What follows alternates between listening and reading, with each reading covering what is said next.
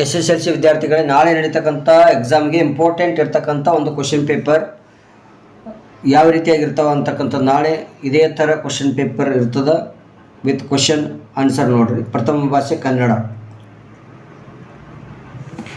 Timing ಕರೆಕ್ಟಾಗಿ ನೋಡ್ಕೊರಿ, 3 hours 15 minutes.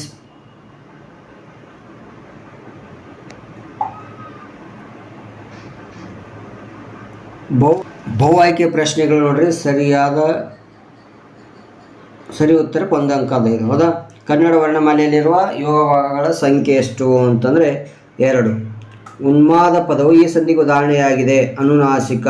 ಒಂದು ಅಭಿಪ್ರಾಯದ ವಿವರಣೆ ಮುಂದೆ ತಿಳಿಸಿದಂತೆ ಇದೆ ಎಂದು ತೋರಿಸುವ ಸಂದರ್ಭದಲ್ಲಿ ಬಳಸಲಾಗುವ ಲೇಖನ ಚಿಹ್ನೆ ಯಾವುದಪ್ಪ ಅಂದರೆ ವಿವರಣಾತ್ಮಕ. ಹೌದಾ? ವರ್ತಮಾನ ಕಾಲ ಸೂಚಕ ಪ್ರತ್ಯಯವಿದು. ವರ್ತಮಾನ ಉತ್ತ ಅಂತಕ್ಕಂಥದ್ದು. ಷಷ್ಠಿ ವಿಭಕ್ತಿ ಅಂದ್ರೆ ಯಾವುದಪ್ಪ ಅಂದ್ರೆ ಕರ್ಣಾರ್ಥಕ ಸಂಬಂಧ ಅಂತಕ್ಕಂಥ ತೋರ್ತದೆ. ಕಾರ್ತವಿದು ಅಂತಂದ್ರೆ ಸಂಬಂಧ. ಮುರಾರಿ ಪದವು ಈ ಸಮಾಸಕ್ಕೆ ಸೇರಿದೆ. ಬೌರಿ, ಮುರಾರಿ, ಬ್ರಹ್ಮ, ವಿಷ್ಣು ಏನಪ್ಪ ಅಂತ ದೇವರ ಹೆಸರುಗಳು ಬಂದಪ್ಪ ಅಂದ್ರೆ ಕಣ್ಮುಚ್ಚು ಗೌರಿ ಸಮಾಸ ಅಂತ ಆಗ್ಬಿಟ್ರಿ. ಸಂಬಂಧಿ ಪದ ನೋಡ್ರಿ ಬರೆಯೋದು ಅಂದ್ರೆ ನೋಡ್ರಿ, ದ್ಯೂತ ಜೂಜು. ಚಿರ ಅಂದರೆ ಶೀರೆ. ಲಕ್ಷ್ಮಣ ಅಂದರೆ ಅಂಕಿತನಾಮ. ಪರ್ವತ ಅಂದರೆ ರೂಢನಾಮ. ರೊಯಿನಿ ಅನುಕರಣಾವ್ಯಯ ಆದರೆ ತರುವಾಯ ಅಂತಕ್ಕಂಥ ಸಮನಾರ್ಥಕಾವ್ಯಯ ಆಗಿರ್ತದೆ ನೋಡಿ. ಕನ್ನಡಿಗ ತದ್ದಿದಾಂತ ನಾಮ. ಶಾಲೆಯವರೆಗೆ ತದ್ದಿದಾಂತಾವ್ಯಯ ಆಗಿರ್ತದೆ. ಒಂದು ವಾಕ್ಯದಲ್ಲಿ ಉತ್ತರ ಬರಬೇಕಾದ್ರೆ ಪ್ರಾಣಿಗಳು ತಮ್ಮ ಮಕ್ಕಳಿಗೆ ಯಾವ ವಿಚಾರವಾಗಿ ತರಬೇತು ಕೊಡುತ್ತವೆ ಅಂತಂದರೆ ಪ್ರಾಣಿಗಳು ಚಲನವಲನ ಆಹಾರ ವಿಷಯಗಳ ವಿಚಾರವಾಗಿ ತಮ್ಮ ಮಕ್ಕಳಿಗೆ ಸಹಜವಾಗಿ ತರಬೇತು ಕೊಡುತ್ತವೆ.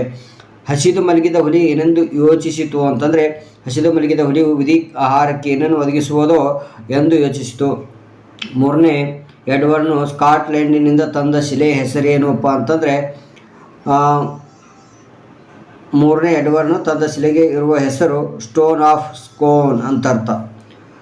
ನೆಕ್ಸ್ಟ್ ಕ್ವಶನ್ ನೋಡ್ರಿ, ಸೋಮಶರ್ಮ ಕಾಶಿಪಿಯರ್ ಮಕ್ಕಳ ಹೆಸರು ಏನಂದರೆ ಸೋಮಶರ್ಮ ಕಾಶ್ಯಪಿಯರ ಮಕ್ಕಳ ಹೆಸರು ಅಗ್ನಿಭೂತಿ ಮತ್ತು ವಾಯುಭೂತಿ. ಹಲಗಲಿಯ ಬೇಡರು ಯಾರ ಕಪಾಳಕ್ಕೆ ಹೊಡೆದು ನೆಲಕ್ಕೆ ಉಳಿಸಿದ್ರಪ್ಪ ಅಂದರೆ ಹಲಗಲಿಯ ಬೇಡರು ಕೋನನ ಕಪಾಳಕ್ಕೆ ಹೊಡೆದು ನೆಲಕ್ಕೆ ಉರುಳಿಸಿದರು. ದ್ರೋಣನು ಪರಶುರಾಮನರಲ್ಲಿಗೆ ಏಕೆ ಬಂದನು ಅಂತಂದರೆ ದ್ರೋಣನು ಪರಶುರಾಮರಲ್ಲಿಗೆ ದ್ರವ್ಯವನ್ನು ಬೇಡುವುದಕ್ಕೆ ಬಂದನು. ಒಡೆಯನ ಅಂಗಳದಲ್ಲಿ ಮಾವಿನ ಮರಗಳು ಹೇಗೆ ಬೆಳೆದು ನಿಂತಿವೆ ಅಂತಂದರೆ ಒಡೆಯನ ಅಂಗಳದಲ್ಲಿ ಮಾವಿನ ಮರಗಳು ಮೈ ತುಂಬಿ ಬೆಳೆದು ನಿಂತಿವೆ. ಆಂಗ್ಲ ಭಾಷೆಯ ನೋಡ್ರಿ 3-4 ವಾಕ್ಯಗಳಲ್ಲಿ ಆಂಗ್ಲ ಭಾಷೆಯು ವಿಶ್ವವ್ಯಾಪಿ ಆಗಲು ಕಾರಣವೇನು ಅಂತ ಕೇಳ್ಯಾರ. ದೇಶ ವಿದೇಶಗಳ ಭಾಷೆ ಹಾಗೂ ಸಾಹಿತ್ಯ ಸಂಸ್ಕೃತಿಯನ್ನು ಆಂಗ್ಲ ಪಂಡಿತರು ಮುಕ್ತ ಮನಸ್ಸಿನಿಂದ ಅಭ್ಯಸಿಸಿದರು. ತನ್ಮೂಲಕ ತಮ್ಮ ಭಾಷೆ ಮತ್ತು ಸಾಹಿತ್ಯವನ್ನು ಹಿಗ್ಗಿಸಿದರು, ಅರಳಿಸಿದರು. ಎಲ್ಲಕ್ಕೂ ಮೇಲಾಗಿ ಮಹಾ ಮೇಧಾವಿಗಳು ತಮ್ಮ ಆಸೆ, ಆಕಾಂಕ್ಷೆ, ವಿಚಾರ ಮುಂತಾದವನ್ನು ಆ ಭಾಷೆಯ ಮುಖಾಂತರವಾಗಿ ಹೇಳಬೇಕೆಂಬ ಉಜ್ವಲ ಅಭಿಮಾನವುಳ್ಳವರಾಗಿದ್ದರು. ಆಂಗ್ಲ ವಿಜ್ಞಾನಿಗಳು, ರಾಜಕಾರಣಿಗಳು, ಅರ್ಥಶಾಸ್ತ್ರಗಳು ಹೀಗೆ ಎಲ್ಲರೂ ತಮ್ಮ ಭಾಷೆಯನ್ನೇ ಬಳಸಿದರು. ಪರಿಣಾಮವಾಗಿ ಆಂಗ್ಲ ಭಾಷೆ ಬೆಳೆದು ವಿಶ್ವವ್ಯಾಪಿ ಆಯಿತು ಅಂತ ಬರಬೇಕು. ನಾಲ್ವಡಿ ಕೃಷ್ಣ ಒಡೆಯರು ಸ್ಥಾಪಿಸಿದ ನ್ಯಾಯ ವಿಧಾಯಕ ಸಭೆಯನ್ನು ಕುರಿತು ತಿಳಿಸಿ ಅಂತಂದರೆ 1907ರಲ್ಲಿ ನಾಲ್ವಡಿ ಕೃಷ್ಣ ಒಡೆಯರು ನ್ಯಾಯ ವಿಧಾಯಕ ಸಭೆಯನ್ನು ಸ್ಥಾಪಿಸಿದರು. ಈ ಸಭೆ 50 ಜನ ಸದಸ್ಯರು ಹೊಂದಿತ್ತು. ಇದರಲ್ಲಿ ಜನರಿಂದ ನೇರವಾಗಿ 22 ಜನ ಸದಸ್ಯರು ಆಯ್ಕೆಯಾಗುತ್ತಿದ್ದರು. ಮೇಲ್ಮನೆಯ ರೀತಿಯಲ್ಲಿ ಕಾರ್ಯನಿರ್ವಹಿಸುತ್ತಿದ್ದ ನ್ಯಾಯ ವಿಧಾಯಕ ಸಭೆ ಬೆಂಗಳೂರಿನ ಜೂನ್ ಮತ್ತು ಡಿಸೆಂಬರ್ ತಿಂಗಳಲ್ಲಿ ಸಮಾವೇಶಗೊಳ್ಳುತ್ತಿತ್ತು. ಪ್ರಜಾಪ್ರತಿನಿಧಿ ಸಭೆಯಲ್ಲಿ ಮಂಡಿಸಿದ ಎಲ್ಲ ವಿಷಯಗಳನ್ನು ವಿಮರ್ಶಿಸುವ ಅಧಿಕಾರ ಈ ಸಭೆಗೆ ಇತ್ತು. ಯಾವುದೇ ಕಾನೂನು ಜಾರಿಗೊಳಿಸಲು ನ್ಯಾಯ ವಿಧಾಯಕ ಸಭೆಯ ಅನುಮತಿ ಅಗತ್ಯವಾಗಿತ್ತು. ಇದಕ್ಕೆ ಸರ್ಕಾರದ ಖರ್ಚುಗಳನ್ನು ಕಡಿಮೆ ಮಾಡುವ ಅಧಿಕಾರ ಸಹ ಇದ್ದಿತ್ತು. ಲಂಡನ್ ನಗರದಲ್ಲಿನ ಇಂಡಿಯಾ ಆಫೀಸನ್ನು ಕುರಿತು ಬರೆಯಿರಿ. ಲಂಡನ್ ನಗರದ ಆಂಗ್ಲ ಸಾಮ್ರಾಜ್ಯದ ವೈಭವ ಕಂಡುಬರುವ ಚೇರಿಂಗ್ ಕ್ರಾಸ್ ಎಂಬ ಓಣಿಯಲ್ಲಿರುವ ಇಂಡಿಯಾ ಆಫೀಸು ನೋಡುವ ಹಾಗಿದೆ. ಇಲ್ಲಿನ ವಾಚನಾಲಯದಲ್ಲಿ ಅನೇಕ ಮಹತ್ವದ ಪುಸ್ತಕಗಳಿವೆ. ಕರ್ನಾಟಕದ ವಿಷಯವಾಗಿ ಎಷ್ಟೋ ಹೊಸ ಮಾತುಗಳು ಇಲ್ಲಿ ಗೊತ್ತಾಗುವುದು. ಇಲ್ಲಿನ ವಸ್ತು ಸಂಗ್ರಹಾಲಯದಲ್ಲಿ ಹಿಂದೂಸ್ತಾನದಲ್ಲಿ ಲಲಿತ ಕಲೆಯ ಹಾಗೂ ಇನ್ನುಳಿದ ಮಾದರಿಗಳು ನೋಡಲು ದೊರೆಯುತ್ತವೆ. ಹಿಂದೂಸ್ತಾನದಲ್ಲಿ ಪ್ರಕಟವಾಗುವ ಎಲ್ಲ ಮುಖ್ಯವಾದ ಇಂಗ್ಲೀಷ್ ವರ್ತಮಾನ ಪತ್ರಿಕೆಗಳು ಬರುತ್ತವೆ. ಇದೇ ಥರ ಏನಪ್ಪ ಅಂತಂದರೆ ಸೂರ್ಯ ಮಿತ್ರನು ಅಗ್ನಿಭೂತ ವಾಯುಭೂತಿಗೆ ಏರಿಗೆ. ವಿದ್ಯಾಭ್ಯಾಸದ ನಂತರ ಮಾವನೆಂದು ಹೇಳಲು ಕಾರಣವೇನು? ಹಕ್ಕಿಯ ಮಾರಾಟವನ್ನು ಆಕಾಶಕ್ಕೆ ಹೇಗೆ ಹೋಲಿಸಿದ್ದಾರೆ? 22ನೇ ಪ್ರಶ್ನೆ. 23ನೇದು ಹಲಗಲಿ ದಂಡು ಬರಲು ಕಾರಣವೇನು? 23ನೇ ಪ್ರಶ್ನೆ. 24ನೇದು ಬಾಲಕ ಭಗತ್ ಸಿಂಗ್ ಜಲಿಯನ್ ವಾಲಾಬಾಗ್ನಿಂದ ಮಣ್ಣನ್ನು ತಂದು ಸಂದರ್ಭವನ್ನು ವಿವರಿಸಿರಿ. 25ನೇದು ಆನ್ ಟು ದಿಸ್ ಲಾಸ್ಟ್, ಈ ಕೃತಿ ಗಾಂಧೀಜಿಯವರ ಮೇಲೆ ಯಾವ ಪರಿಣಾಮ ಬೀರಿತು? ಇಂಪಾರ್ಟೆಂಟ್ ಪ್ರಶ್ನೆ. 26ನೇದು ಭಗವಂತನಲ್ಲಿ ಶರಣಾಗುವ ಭಾವ ಅಕ್ಕ ಮಹಾದೇವಿಯ ವಚನದಲ್ಲಿ ಹೇಗೆ ವ್ಯಕ್ತಗೊಂಡಿದೆ. 27ನೇದು ಗುರುಪದೇಶ ಗುಣಗಳನ್ನು ಪಟ್ಟಿ ಮಾಡಿ. ಕವಿ ಕಾವ್ಯ ಪರಿಚಯ ನೋಡ್ರಿ DS ಜಯಪ್ಪ ಗೌಡ, ದ.ರಾ ಬೇಂದ್ರೆ. ಪ್ರಸರ ಹಾಕಿ ವಿಭಾಗಿಸಿ ಛಂದಸ್ಸನ್ನು ಹೆಸರಿಸಿರಿ ಅಂತ ಕೇಳ್ತಾರೆ. ಹೌದಾ, ಛಂದಸ್ಸು ಹಾಕಿ ಹೆಸರನ್ನು ಬರೀರಿ. ಅಲಂಕಾರ ಹೆಸರಿಸಿ ಲಕ್ಷಣ ಬರೆದು ಸಮನ್ವಯ ಮಾಡುವುದು. ಅಲಂಕಾರ ಅರ್ಥಾಂತರ ನ್ಯಾಸ ಅಲಂಕಾರ. ಗಾದೆಯನ್ನು ವಿಸ್ತರಿಸಿ ಬರೆಯೋದು. ಆಳಾಗಬಲ್ಲವನು ಅರಸಾಗಬಲ್ಲನು, ಗಿಡವಾಗಿ ಬಗ್ಗದು ಮರವಾಗಿ ಬಗ್ಗಿತೆ. ಆಳಾಗಬಲ್ಲವನು ಅರಸಾಗಬಲ್ಲನು. ಗಾದೆಗಳು ಜನಪದ ಜೀವನದ ಅನುಭವದ ನುಡಿಮುತ್ತುಗಳು ಅಂತ ಫಸ್ಟ್ ಸ್ಟಾರ್ಟಿಂಗ್ ಅದು ಇರಲಿ. ಗಿಡವಾಗಿ ಬಗ್ಗದು ಮರವಾಗಿ ಬಗ್ಗಿತೆ ಯಾವ ರೀತಿಯಾಗಿ ಬರಿಬೇಕಂತ ದೇವರ ಸಂದರ್ಭ ನೋಡಿ. ದೇವರೇ ಮರ ಹತ್ತುವಷ್ಟು ಅವಕಾಶ ಕರುಣಿಸುವಂತ ಯಾವ ರೀತಿಯಾಗಿ ಬರೀಬೇಕು. ಈ 34ನೇದು ಈ ಸಮಸ್ತ ಮನಸ್ಸಿನ ಎಲ್ಲರೂ ಇರುತ್ತಾರೆ. 35 ನಾನಾಕೆಯನ್ನು ಪರೀಕ್ಷಿಸುವೆ ನೀವು ಬಿಸಿ ನೀರು ಸಿದ್ಧಪಡಿಸಿ.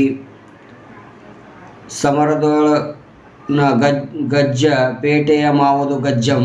36ನೇದು. 37ನೇದು ಹಸುರು ಸಂಜೆಯಿ ಬಿಸಿಲು ಅಂತ. 37ನೇ ಪ್ರಶ್ನೆ. 38 ನೋಡುವೆಂ ಕುಪ್ಪೆ ವರಂ ಅಂತಾರೆ. ಪದ್ಯಭಾಗ ಪೂರ್ಣ ಮಾಡೋದು. ಉರಿಯೋಳು ಕೌಶಲ್ಯ ಪಡೆದ ಕುವರಂ ರಾಮ ಅಂತ. ಪದ್ಯಭಾಗ ಓದಿ ಅರ್ಥ ಮಾಡಿಕೊಂಡು ಏನಪ್ಪ ಅಂದ್ರೆ ಅಡಕವಾಗಿರೋ ಮೌಲ್ಯವನ್ನು ಆಧರಿಸಿ ಸಾರಾಂಶ ಬರೀರಿ ಅಂತ ಕೇಳ್ತಾನೆ. ಕೊರಳ ಸೆರೆ ಹಿಗ್ಗಿದವು ದೃಗ ಗುಜಲ ಉರ ವಣಿಸಿ ಕಡು ನಂದನ ಕಟ ಅಂತ. 8-10 ವಾಕ್ಯಗಳಲ್ಲಿ ನೋಡ್ರಿ ಶಬರಿ ಮತ್ತು ಶ್ರೀರಾಮನ ನಡುವಿನ ಸಂಭಾಷಣೆ ಮಾತುಗಳಲ್ಲಿ ಬರೆಯಿರಿ ಅಂತ.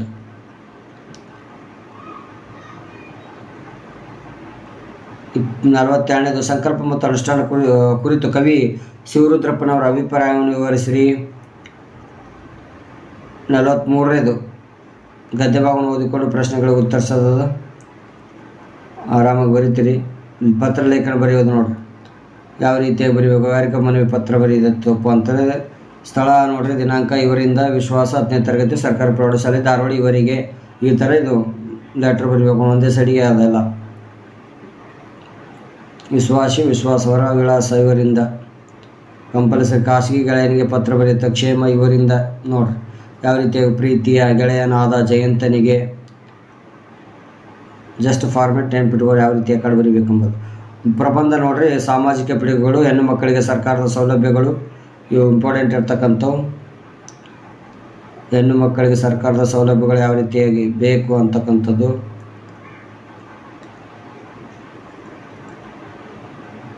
ಏನಪ್ಪ ಅಂದರೆ ಇಷ್ಟೆಲ್ಲ ಏನಪ್ಪ ಅಂದರೆ ಇಂಪಾರ್ಟೆಂಟ್ ಇರ್ತಕ್ಕಂಥ ಪ್ರಶ್ನೆಗಳು ವಿತ್ ಆನ್ಸರ್ ನಾವು ಓದ್ಕೋರಿ. ಒಂದು ಟೈಮ್ ಏನಪ್ಪ ಅಂದರೆ ರಿವಿಷನ್ ಆಗ್ತದೆ ನಿಮಗೆ. ಜಸ್ಟ್ ಏನಪ್ಪ ಅಂದರೆ ಜಸ್ಟ್ ಆನ್ಸರ್ಗಳನ್ನ ಯಾವ ರೀತಿಯಾಗಿ ಬರೀಬೇಕು, ಮೇನ್ ಪಾಯಿಂಟ್ಸ್ಗಳನ್ನ ನೋಡ್ಕೋತ ಹೋಗ್ರಿ. ಜಸ್ಟ್ ರಿವಿಷನ್ಗೋಸ್ಕರ. ಓಕೆನಾ.